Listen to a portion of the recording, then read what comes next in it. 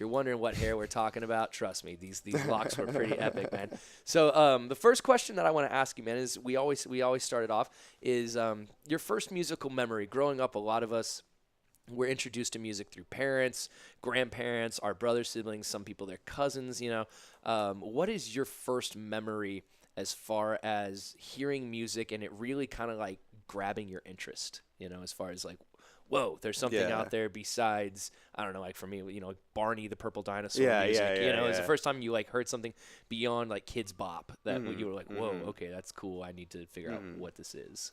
I guess it was going back to I was probably like 4 years old, and I don't know if either she had just gotten it or it was my first time noticing it, but my mom had a new stereo set up in the living room, and she decided to test it by blaring the Purple Rain soundtrack. Yeah. And Yes. yeah, it was the first time I'd heard music of that kind, and I was especially like, as a kid, I was really like kind of like caught off guard by the theatrical element. It starts off with him like speaking, kind of doing like a fake benediction type thing, and then like hearing that and be like, oh, is there a movie on? I don't see the movie, and then just like the just comes blasting out. Almost kind of like Thriller, like what Michael Jackson did, where it was like you had the theatrics in the music, like within the album itself. Cool, man, cool. So where did you grow up? I guess. Or I guess where were you born? Where were you born? Did your family move around? Yeah, a lot, I was born in McKinney, just up the road, and lived there until I was about 6 months or so. And then my dad got a job in Israel, doing construction. So we moved there till I was 3 or so, and then my mom didn't want to have my little brother in Israel. Go figure. So, we flew back. And then she had him in Arkansas. So, like not quite first world. But Sorry, Arkansas. I love Arkansas. I've got a lot of family up there. It's beautiful. That's awesome. Yeah. And then we, moved back to like the North Texas area. Okay. So where did you go to, like, when was kind of the first time you picked up an instrument? When did that happen?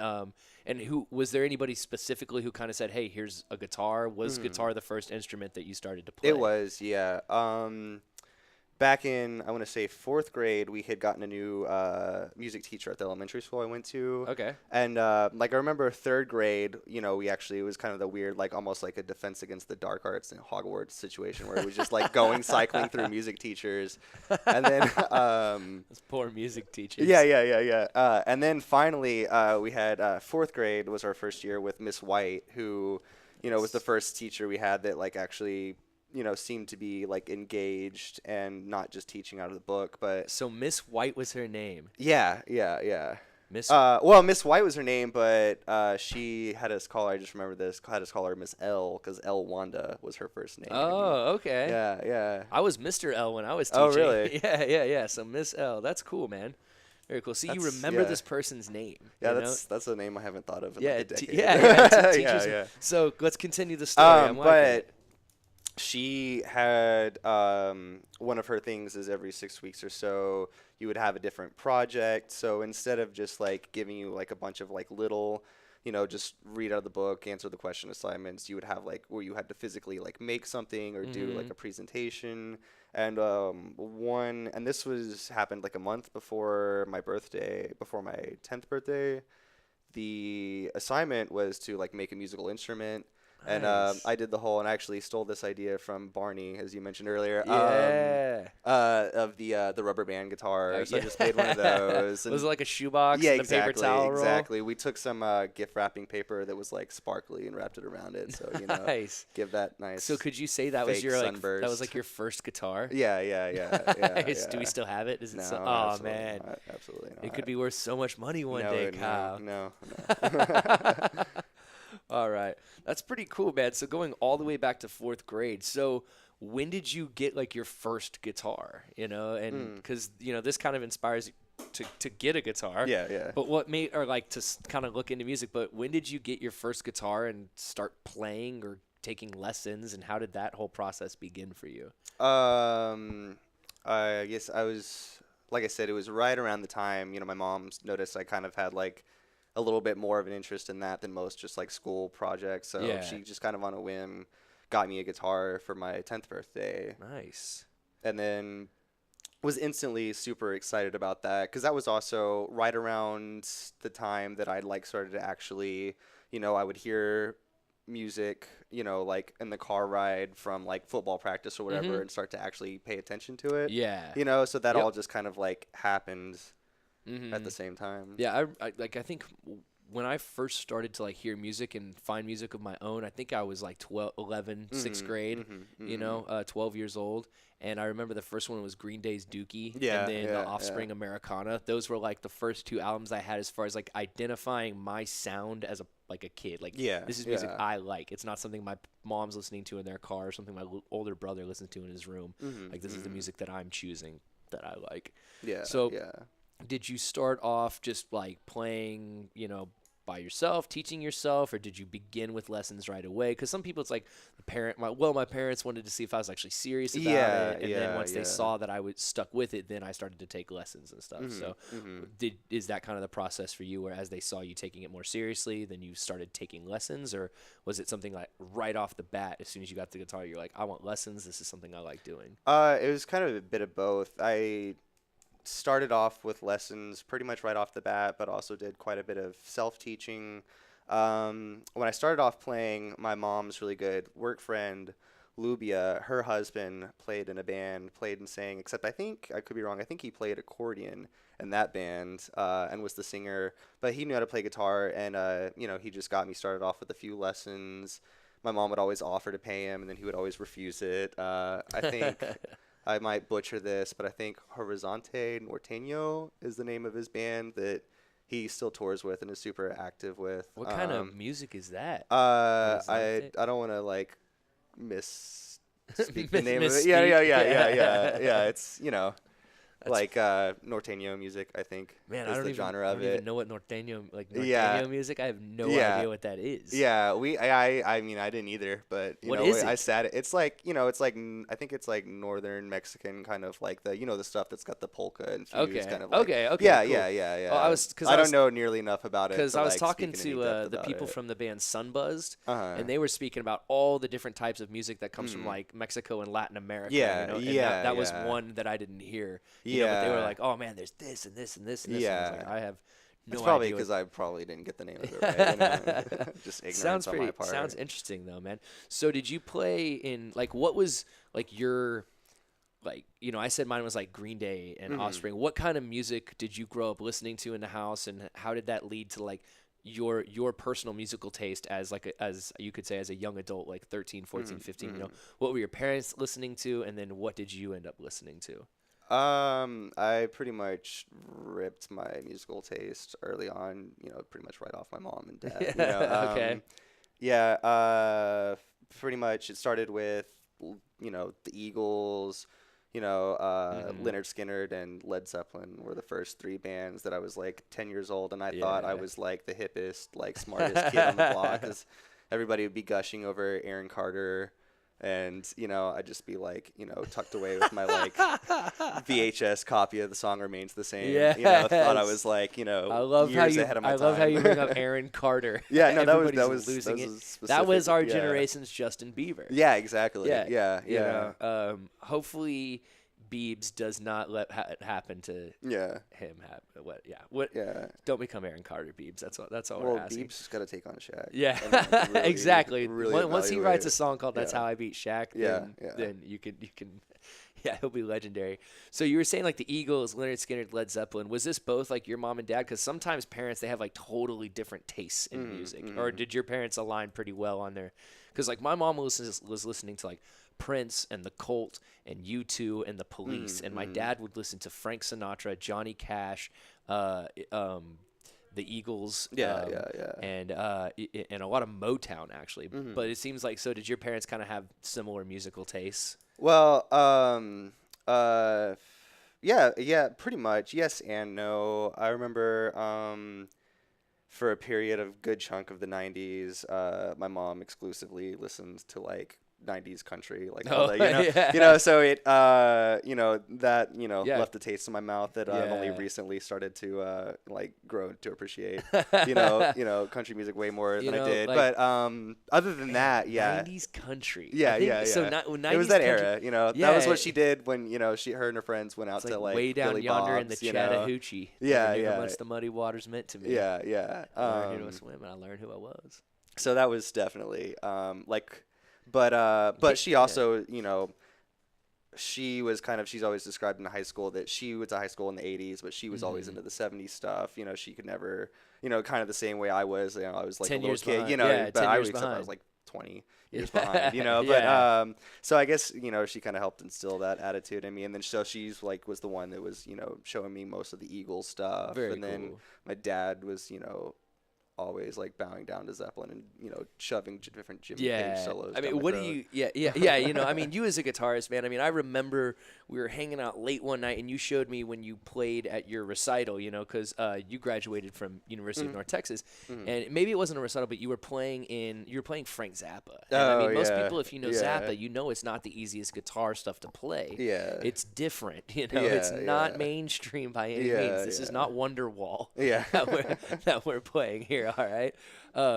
So who to you, growing up, and you obviously began to take the guitar pretty seriously, even at a younger age, to go to school for it, because that's by the age of 18, 20, you're saying, I'm going to go to college and do this. Because how old are you? I'm 26. Yeah. Okay. Yeah. So, like, for somebody to decide this is what I'm going to do, I find that, first off, it takes a lot of guts. Especially because I know like you do this professionally. Besides, working at a few, but yeah, so you're gonna get there full professionally though. It'll just take time.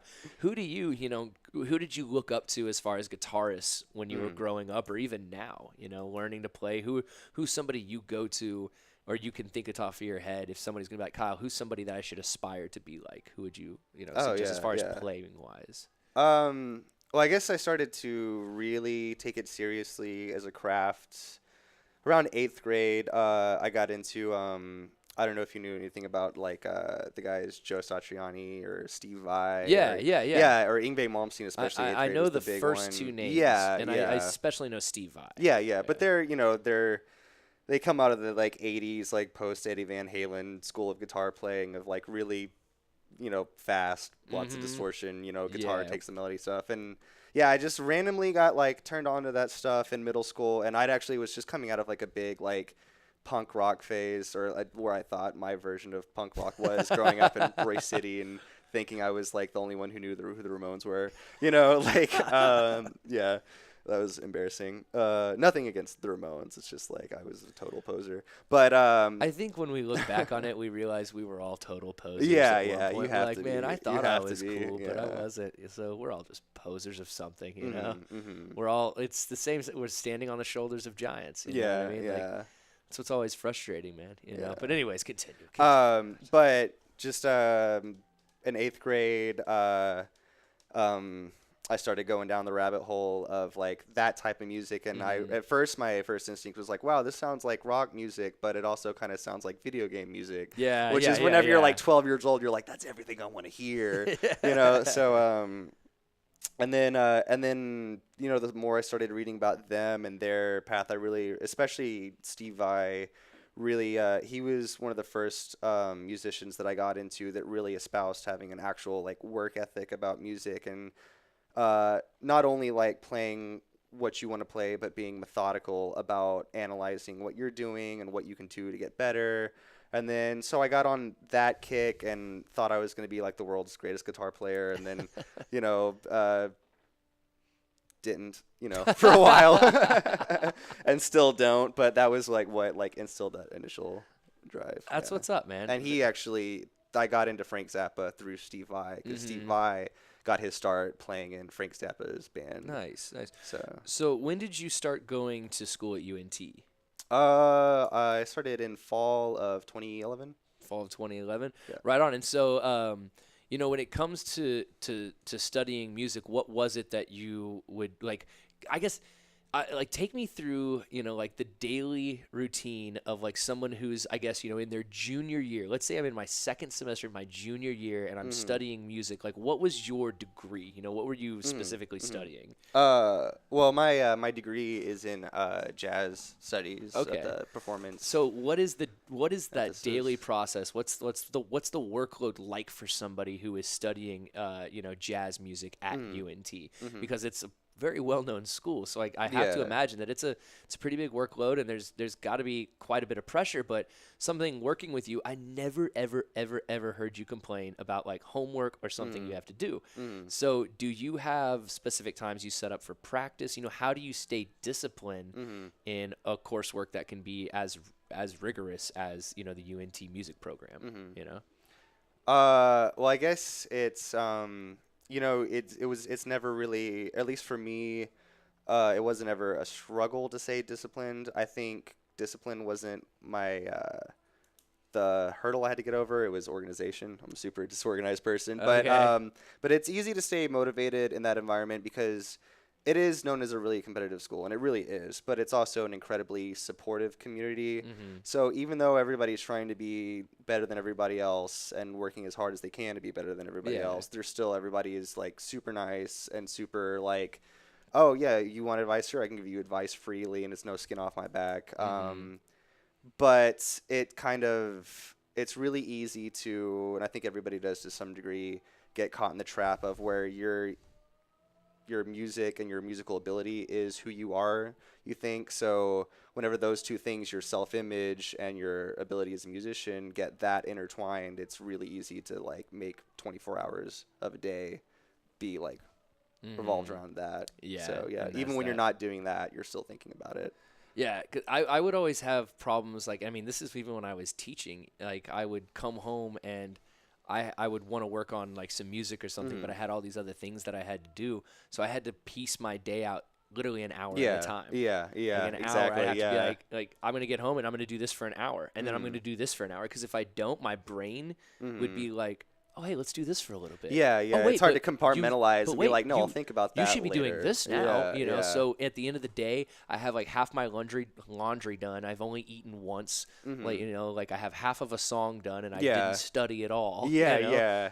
And so I that's what I've always wondered, man, is which just so much to learn, because music to me, it feels like a second language, because especially when you're reading it, because you look at music and it's it's shapes, and lines and circles on the end of stuff across another piece of paper, so you have to learn what like what did I just draw? Like I don't even know what that is. That's box prelude. I'm just kidding. Whoa, That's what not did all I that do? is.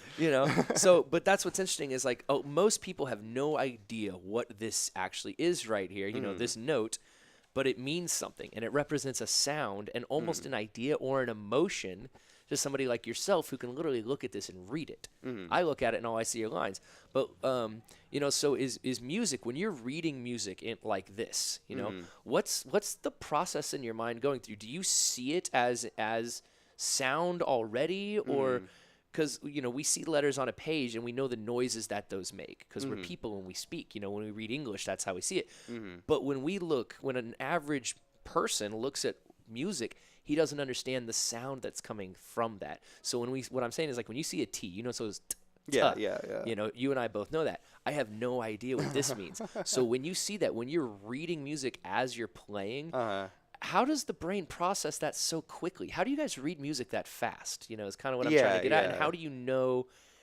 Do you look at this and you see as a sound, or is it more just kind of like breathing at this point? Well, it's like the same concept applies to reading words as applies to reading music, and this is coming from somebody who's a mediocre at best sight reader. So Okay. usually whenever I'm reading music, my main thought process is just like panic. But the way to get good at it theoretically is like when you're reading a book, we've probably all seen the like thing on somebody's fridge posted up in a doctor's office where like all the letters are rearranged in the words, but your brain can still read it because Yeah. it just like you see certain groups of a certain shape and your brain just like puts together what it is. Exactly. As long as the first and yeah, last yeah, word are in the exactly. same Then letter in you the get the same gist spot. of it. Yeah, you can and read it. yeah, reading music is the same thing. The more you do it, the more you practice, the more you instantaneously recognize patterns. Yeah. Interesting. Okay, very cool. I mean, that's always It something just takes I've a lot wondered. longer to develop Yeah, that than you know, reading because words. Yeah. since I've lived in Denton, you know, I'll go to shows and like people will sit in, you know, to play in bands, and they're sight reading and they're playing right there along with it, you know, and I just find that so interesting. It's like how does the brain do, you know, how do you read and play all at that same time, you know, because it's got to be you're reading ahead while playing what's being played at that time, you know, so it's you're playing what's in the moment while also still looking ahead. Yeah. It's Well, it's you know, easier as a guitar player because 99% of the time we're not giving exactly like you're the guitar player, these are the notes you play. Yeah. If you're reading music as a guitar player, you're usually just giving a chord chart, which is basically every other bar or so you're given a suggestion of like play something kind of in this sound.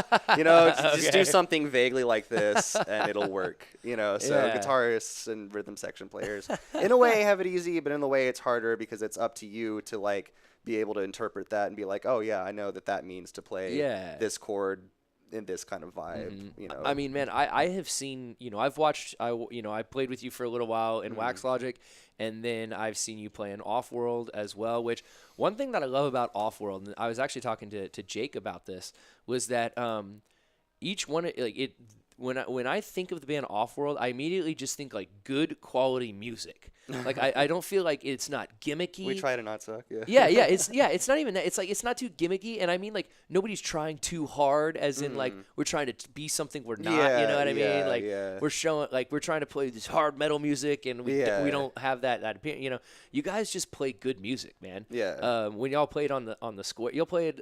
Was it Octopia on the square? Yeah, that was great. That was so much fun. Y'all played at. I came and saw y'all at Andy's. I feel like I've seen y'all 3 times, but I can't remember. Maybe it's only been twice. But I know I've been seeing on Facebook that y'all are working on an EP. It's getting there. You know, things are coming out. Put the most progress into it, and so. And the guys from Off-World don't even know you're doing this interview right now, or if they've just figured it out. So welcome to the show. Yeah. So how did you? First off, who are the other guys in the band, and what do they play? So the guy that started it all is Devin Miller. Okay. Really great guy. We met up here in Denton while we were both UNT students, and he was studying RTVF, which is also what he does professionally. Really super talented guitar player, singer, and songwriter, and he formed the band, I guess around the time he moved to Denton, with a couple of other guys, Marcus Shebald and Travis Emmerich. Marcus is a bass player, Travis is the original drummer. Really great guys, great musicians, great friend of mine. And I think they all met on, he'd like posted a poster in like Guitar Center or something, and you know the classic. So many people. Yeah, I've never like thought to like meet anybody this way. Yeah, Craigslist. Yeah, you know, yeah. like, Well, Craigslist is how I met Wax Logic. Yeah, that's my only. Yeah. But and he Little started did the we band know. through that, and then currently we have a Don Garcia. Really great guy, great drummer. Played in Aphrodisiacs a while. Nice. That's how we met him originally. Okay. We played a show with them at the Abbey Underground, and then I think the next weekend was our then current drummer Travis's birthday party, and we had like a house show. And he sat in while they were all setting up, and they were waiting on me to get off work, and hurry over there. And we had a really good time playing. And then whenever Travis moved away, we hit him up, and he was like, "Yeah, I would love to play with you guys." Yeah. And then currently, and then Marcus, our old bass player, he is about to move to New York to do grad school, so he's moving on. So currently, we've got Brian Morgan playing bass with us. Bunch of smart guys. Yeah. Brian and Adon are both currently in the mechanical engineering program, so super way smarter than me. Yeah. So, how would you describe the sound of Off-World? You know, because like I said, I just feel like it's it's just good rock and roll, but some jazziness in there. Like I've seen you throw some shreddiness down. You know, so how would you describe Off-World if somebody said what kind of people ask me what kind of music do you make? How do you answer that question when somebody says I always what kind struggle Yeah. just as much every time it's asked. I don't know. Our What are influences? I Yeah, guess, yeah. Well, yeah, it's kind of hard to categorize because we do all have like a really, really wide range of influences that may not be complementary, sometimes contradictory, but we try and make it work. Um, yeah, I guess when I originally joined the band, the idea was like we were very into like the whole 70s prog kind of thing. Okay. I remember when I first joined them, they were entertaining the idea of trying to cover all of Yes's Close to the Edge album, and that never ended up happening. But so yeah, and that's one of my biggest loves all throughout like high school and today is like progressive rock, both the 70s stuff all the way up to the current stuff. And then as we progressed, especially Devin really started to explore his like kind of like soul and like really like Stevie Wonder kind of influence. And Not his soul, but yeah, soul his soul music. influence. He was yeah, exploring yeah. his soul. Yeah, he just he just went on a walk. Yeah, and he was he like, just what, went I'm away. reevaluating everything I'm doing. Yeah. I'll be back, guys. So that's a bigger part of it, and then Cool. we really like a big part of our shows is improvisation, and it's Mhm. always has been. Before I was ever a member of the band, I would just go over, hang out, and we would just jam, and just like whatever happened. Yeah. And now and it wasn't as big of a part of our live shows as it is now for a long time.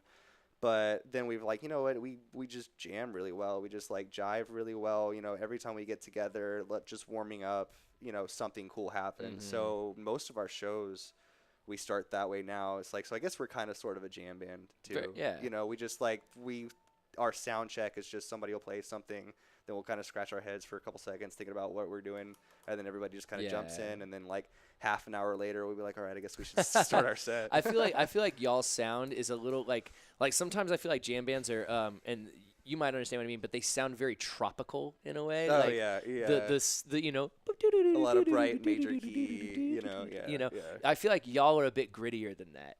Whenever like I feel like the solos and stuff y'all play have a bit more attitude, a Yeah. bit more gusto in them, Yeah, than yeah. say your Fish solos or something Yeah, like yeah, that. yeah. Well, Well, so we've all got a little bit of metalhead in us. Yeah. It doesn't like we don't like incorporate it into our music as much, but like it's definitely a part of all of our DNA, and it creeps out in little ways. yeah. So I remember the first time I ever went over to your place when it was like me, you, Dewey, Daniel, Yeah, and yeah, Sean, yeah. and we were all jamming. Like you were just saying, like we all just kind of played. That was what happened at one point. We were all there. We all just started Yeah, playing. that and was a then lot of fun. 10, Yeah. 15 minutes later, we were like, I guess we should stop. Yeah, Yeah. That was a blast, man.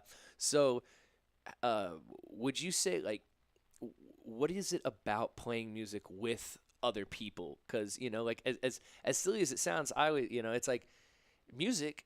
Being in a band is a lot like playing a team sport. You got to work together. You'll surprisingly learn the other people's tendencies. You can just react. So, what is it that you like about playing with other people? Playing in a band. What is it about that experience that you enjoy?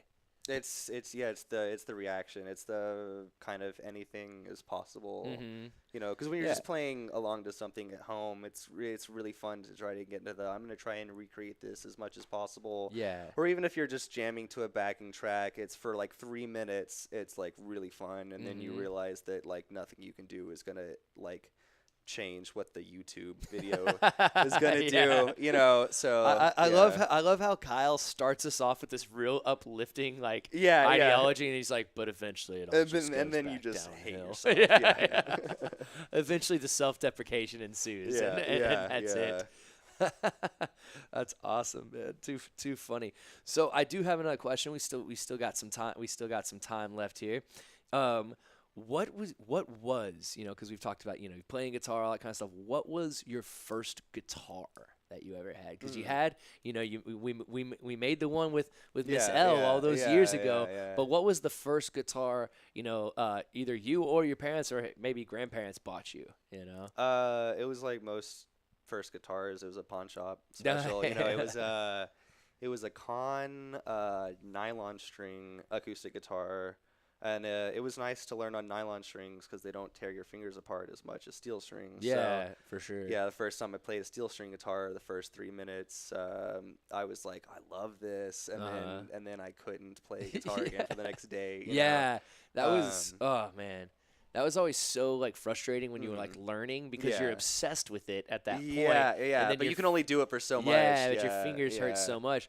And so I learned I started playing guitar when I was 15 and I got grounded for bad grades. But my dad's fingers were too fat to play the guitar that he had because Yeah, he crushed yeah. him too many times with a hammer through years of construction. So like I would always take it and play it. And so I never learned how to read music. I just learned through tabs.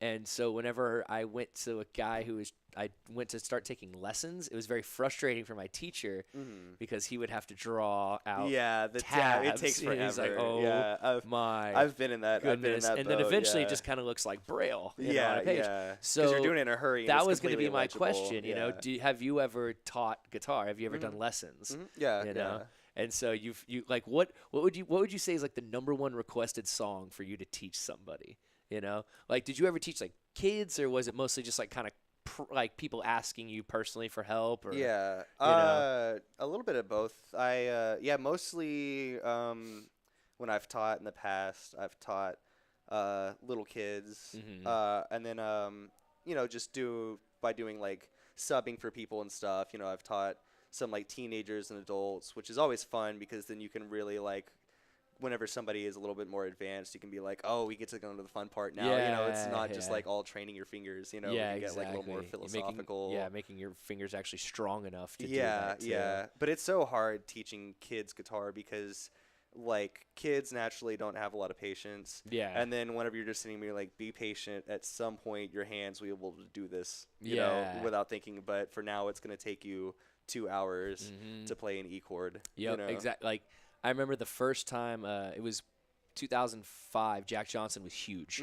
Like if you could play if you were going to be at a party and you were going to pick up the guitar, you better know how to play Banana Pancakes, Yeah, especially in the beachy crowd I was running in. I need to learn that one. Yeah, but it I've been was slacking. it was bar chords, you Yeah. know, and it I was still suck at bar chords. yeah, and it was holding down all the other strings with the index finger while playing the others. That to me, because I have big palms, very short fingers. That was like that took me months and months to get the actual like finger and wrist strength to be able to do that because. I remember talking to this guy, Mark Topol, being like, dude, how do you do this? And he's like, dude, it's going to take you time. Because he was in the jazz band in high school. And he was like, trust me. He's like, the stretches that I do with my hand, like I never could imagine when I first started. So it'll take you time and you'll get better and better at it. And so I've got another kind of random one that I'm going to throw towards you. What is the most frustrating piece of music you ever had to learn in school? What was the one where you're just like, I cannot wait to be done with this? I don't want to ever look at this piece of music.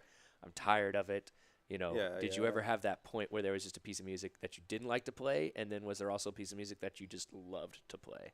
Oh man, that's different because it's especially like UNT is so fast paced that like even if you just really hate something, like before you're halfway done with it, you're already gonna be on to the next thing anyway. So like that didn't apply. You always because typically every week or so with your guitar teacher in the jazz program, you'll have a different tune that'll be assigned one lesson, and then you work on it throughout the week, and then you play it together and then critique it, and then let's say you hated it, never want to play it again, then good, he's giving you a new one. And then if you really liked it and you really thought you were just, and that's the thing is it always moves faster than you can handle. So like you're like, oh, I've almost got a handle on this one. It's like, cool, work on it like in 3 years when you're done with school and you have time to, for now it's on to the next thing. Yeah. It kind of sounds like you have to take a very professional approach to it and not actually like, put your own personal like emotion behind the certain pieces that you have to play. It's kind of like what you're saying. It's like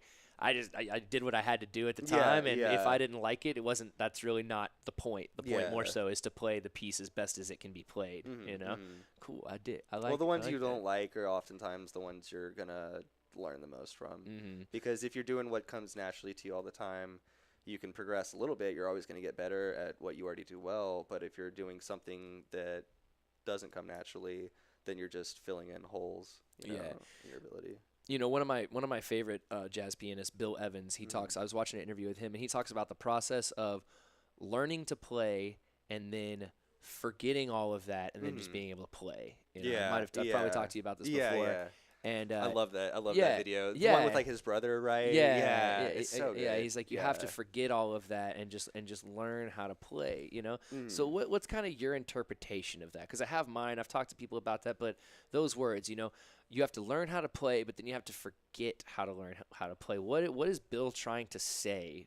You know, in that small little sentence, and really kind of meaning so much at the same time. You know, how do you interpret it?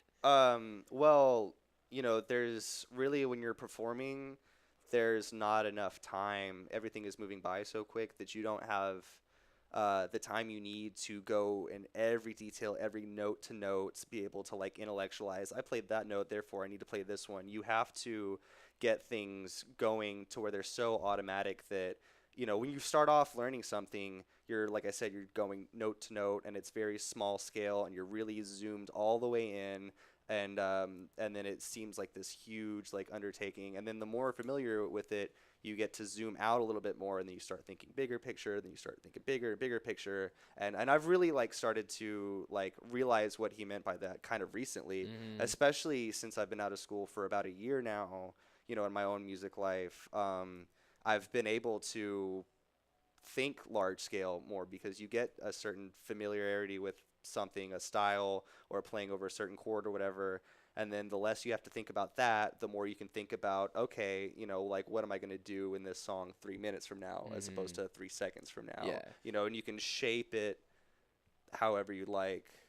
And that kind of so that kind of helps you with your reading music too, you know, because Yeah, you're saying yeah, at first yeah. you're looking very so Yeah. now you kind of see it and it's just the whole big picture right in front of you Yeah. instead of focusing on. Well, it's like the first time you look at a painting, you focus on very specific points, and then after you've seen it a whole bunch, you really start to understand what it means all as a whole. Yeah, So yeah. very very cool, man. Very cool. I've always been curious about what other people have thought about that, you know, because when I always thought jazz music was cool, but I really didn't start to listen to jazz a lot until I moved to Denton. And there was a radio station it's that played it all, everywhere. You and they can't, played like, it all walk the down the time. street without But bumping into what I liked is like we had guys like Horace Bray and other great jazz guys playing up at Pascal's who had it wasn't so like jazz to me was always like it was very scatterbrained. I never really heard smooth jazz, you know, like I never thought about jazz like that. You know, I always liked hip hop music, but for some reason the kind of two never really correlated. Like, oh wait, these guys are taking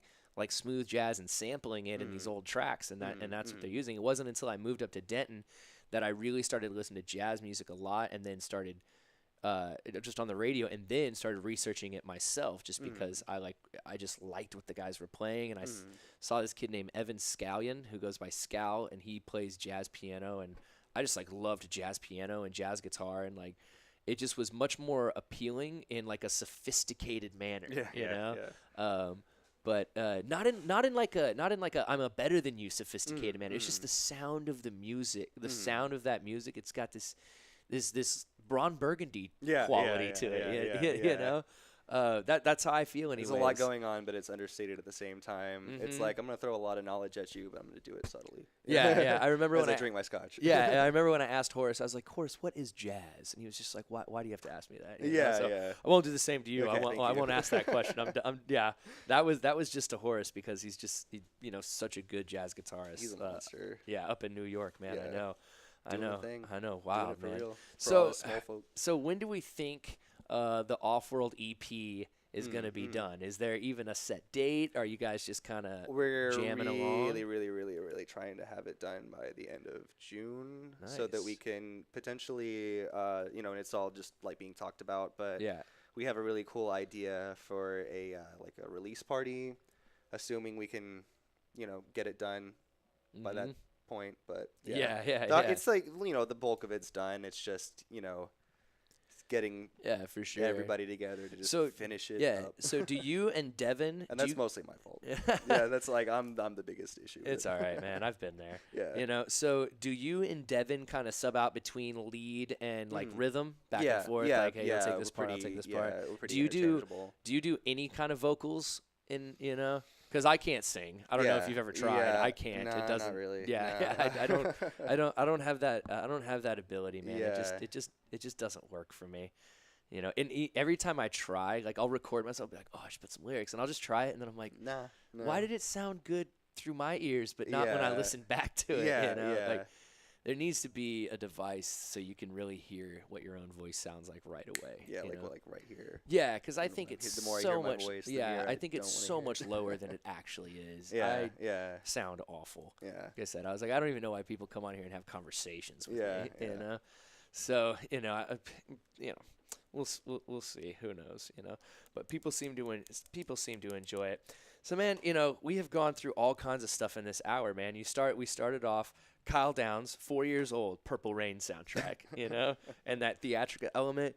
And Sonic the Hedgehog. Yeah, actually. man, I wanted to ask you more about Israel, but you're only 3 years old and you moved there. So I mean, how much Yeah. exactly can you remember? Yeah, Because that would have yeah. been super interesting, And shout out to Miss White and or Miss L, for inspiring Kyle to create his first guitar out of some cardboard and rubber bands, So that's pretty cool, man. You got your guitar on your 10th birthday, started some lessons.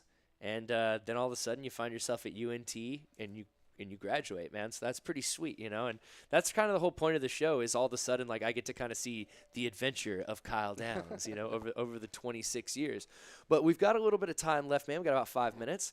So we always end the show with one specific question, and it's your favorite type of snacks. So Okay, whenever I come to the show, I can throw your favorite snack at you on stage. Do you have a favorite snack, Kyle Downs? Bagel bites. Bagel Bagel bites. Yeah. It was like you were just waiting. Like, Yeah, "Oh, you yeah. gonna No, get-" I took about 5 seconds of thought. I was like, no, yeah. Is there- Sometimes I get myself every time I go. Not every time, but sometimes when I get groceries, I'll buy myself bagel bites. Is just my little reward for this is what I'm gonna cook when I get home. To treat myself for getting out the door. And actually, For surviving yeah. another day, we get some bagel bites. Yeah. For doing the right thing and going to the Do grocery bagel store bites instead of only come in Whataburger. one specific flavor, just like the pepperoni? There's only one that thing. matters. Yeah. Like I like bagel bites are like DiGiorno. You have to be very careful. You will burn the roof of your mouth. I think yeah, mine yeah. just healed. Like DiGiorno destroyed the Mm. roof of my mouth on Saturday morning. Well, what you do is Yeah. you get really impatient and you take them out before they're done cooking, and then they don't burn your mouth. Yeah. They're still chewy. They're still a little cold on the Yeah, inside. exactly. Advice on bagel bites with Kyle yeah, Downs. yeah. I like my bagel bites medium rare. Yeah. Kyle sets it to a solid 250 for about Yeah. 3.5 minutes. Yeah, exactly. Yeah, exactly. Just enough to melt the ice off. Peeking through the window the whole time. That is, yeah, you cook them with the thing open so you can watch it. mhm. Oh, that is terrible. That's awful.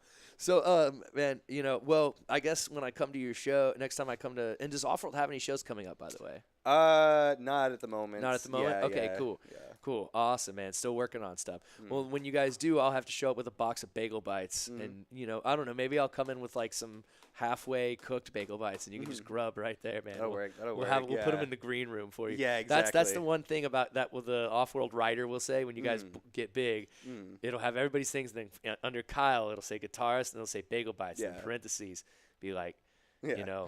slightly baked. Yeah, yeah, 50% done.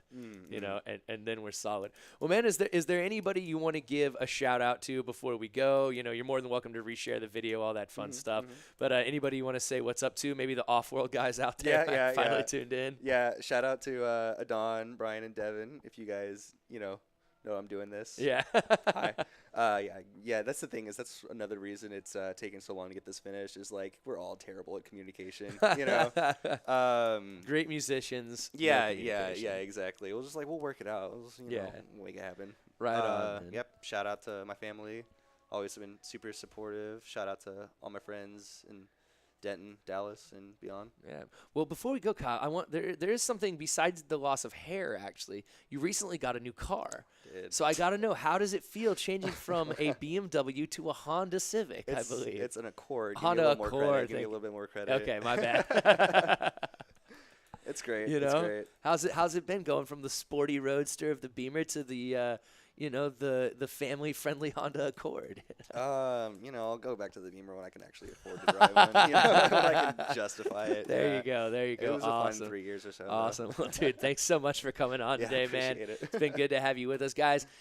Make sure you tune in every Monday on Sound Values right here on DentonRadio.com. Thank you so much for tuning in with me. Make sure y'all tune in on Sunday as well from 1 to 2 p.m. for Sunday brunch every Sunday on DentonRadio.com.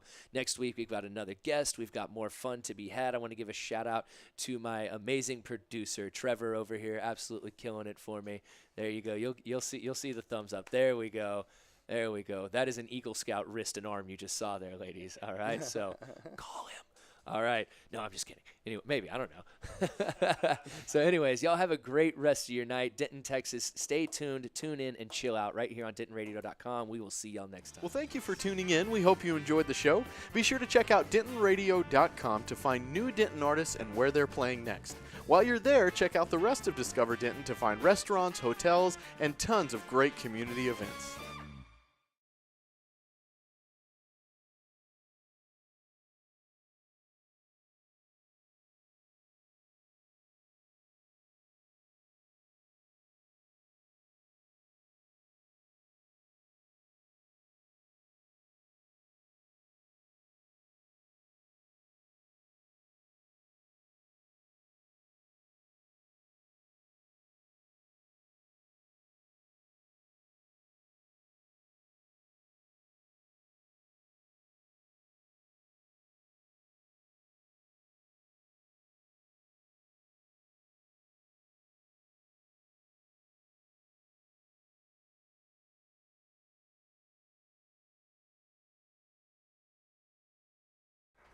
All right, my cats and kittens. This next tune here is a little something that's dedicated to everybody out there that's old enough to have a mortgage. I'm just saying, all right?